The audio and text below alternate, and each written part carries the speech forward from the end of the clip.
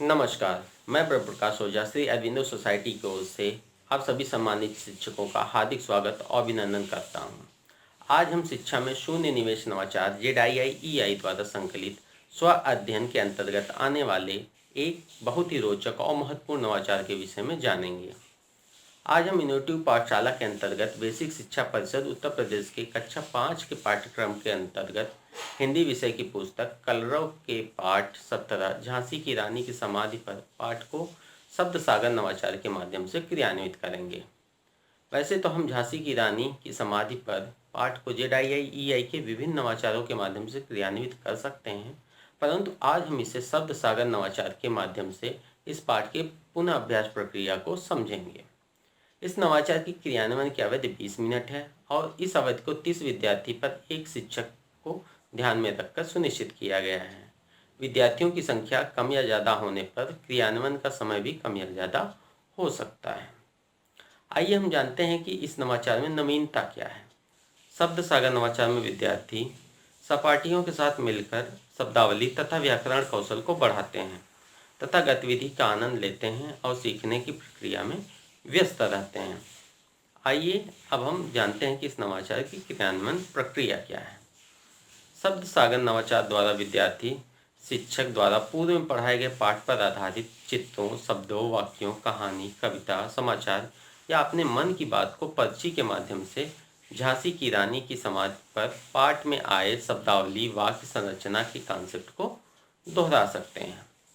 पुनः अध्ययन प्रक्रिया हेतु शिक्षक कुछ आवश्यक निर्देशों का पालन करते हैं, जैसे शिक्षक कक्षा में रंगीन चार्ट पेपर तथा एक छोटा सा बॉक्स लेकर आएंगे।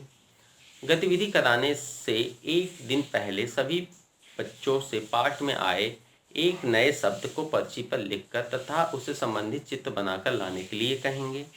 शिक्षक सुनिश्चित करेंगे कि सभी विद्यार्थी पाठ में आए नए शब्द को पर्ची व उसके चित्र बनाकर लाए हों। गतिविधि कराते समय सुनिश्चित करेंगे कि सभी विद्यार्थियों की बारी आ जाए। विद्यार्थियों द्वारा वाक्य या शब्द न बोल पाने की स्थिति में शिक्षक उनकी मदद कर सकते हैं।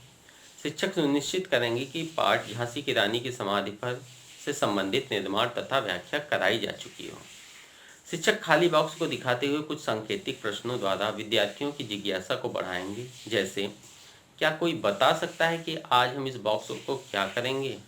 विद्यार्थी अपनी समझ से उत्तर देंगे, जैसे खेलेंगे, पता नहीं। इस प्रकार प्रश्न का उत्तर देने के लिए सोचने से विद्यार्थी में मूल जीवन कौशल गहन सोच के भाव का विकास होता है। अब शिक्षक बोलेंगे, बिल्कुल सही, इस बॉक्स से संबंधित हम एक खेल खेलेंगे। आज हम जो खेल खेलेंगे उसका नाम है शब्द सागर। अब आप लोगों को इस बॉक्स को सजाना है। शिक्षक बॉक्स को सजाने के लिए विद्यार्थियों को रंगीन चार्ट पेपर देंगे। विद्यार्थियों द्वारा बॉक्स को सजा लेने के बाद शिक्षक किसी एक विद्यार्थी से बॉक्स पर शब्द सागर लिखने को कहते हैं। अब शिक्षक सभी विद्यार्थियों को खेल के नियम समझाएंगे, जैसे इस खेल में आपके द्वारा पर्ची पर लिखे गए शब्द को शब्द सागर बॉक्स में डाला जाएगा। फिर किसी एक विद्यार्थी को बुलाकर आपके द्वारा डाली गई पर्ची में से एक पर्ची को निकालने के लिए कहा जाएगा। जिस विद्यार्थी के शब्द की पर्ची निकलेगी वह कक्षा के सामने आकर उस शब्द को पढ़ेगा तथा एक वाक्य बोलेगा। गतिविधि को पूरा करने के लिए विद्यार्थी सभी के सामने आएगा। इससे आत्मविश्वास के भाव का विकास होता है।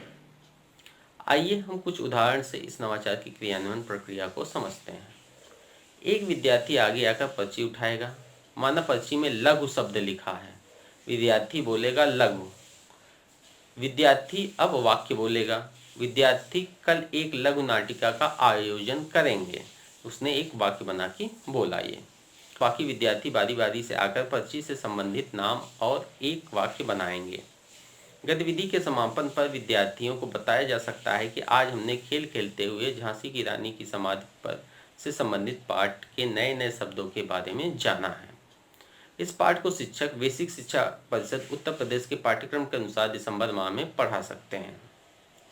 इस नवाचार की क्रियान्वयन प्रक्रिया के दौरान हमने हिंदी भाषा तथा पर्यावरण अध्ययन के अंतर्गत निम्नलिखित सीखने के प्रतिफलों को सुनिश्चित किया है, जैसे सुनी अथवा पढ़ी रचनाओं, हास्य, साहसिक, सामाजिक आदि विषय पर आधारित कहानी, कविता आदि की विषय वस्तु, घटनाओं, चित्रों और पात्रों, शीर्षक आदि के बारे में बातचीत करते हैं, प्रश्न पूछते हैं अपनी स्वतंत्र टिप्पणी देते हैं, अपनी बात के लिए तर्क देते हैं, निष्कर्ष निकालते हैं, अपने आसपास घटने वाली विभिन्न घटनाओं की बारीकी पर ध्यान देते हुए उन पर मौखिक रूप से अपनी प्रतिक्रिया व्यक्त करते हैं, प्रश्न पूछते हैं, अपरिचित शब्दों के अर्थ शब्दकोश से खोजते हैं। आइए अब हम इस नवाचार के जीवन कौशल और मूल्यों के विषय में भी बात कर लेते हैं।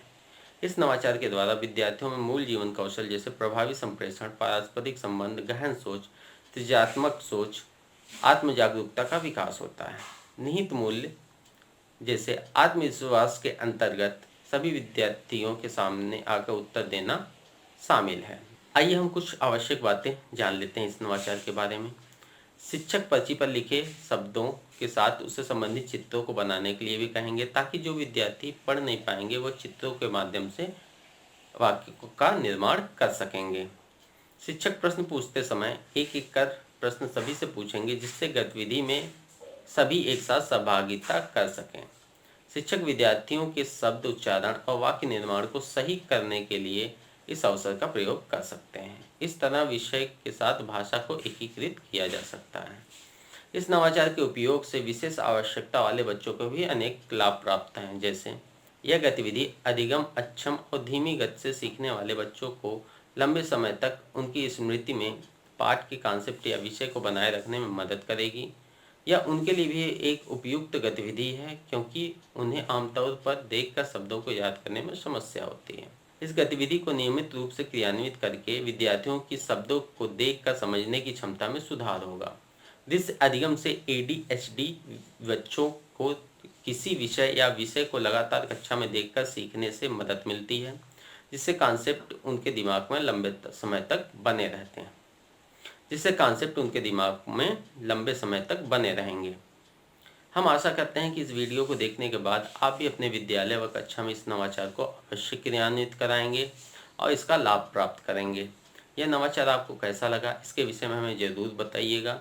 इसी तरह के और कई रोचक नवाचार हम आप तक लाते रहेंगे। हमें आपसे अनुरोध है कि ZIIEI का YouTube चैनल आप ज़रूर से सब्सक्राइब करें, और यदि आप यह वीडियो फेसबुक पर देख रहे हैं तो ZIIEI का फेसबुक पेज जरूर लाइक करें। आप नीचे दिए गए लिंक से इनोवेटिव पाठशाला का ऐप डाउनलोड कर सकते हैं। इस वीडियो को देखने तथा लाइक करने के लिए आप सभी का बहुत बहुत धन्यवाद।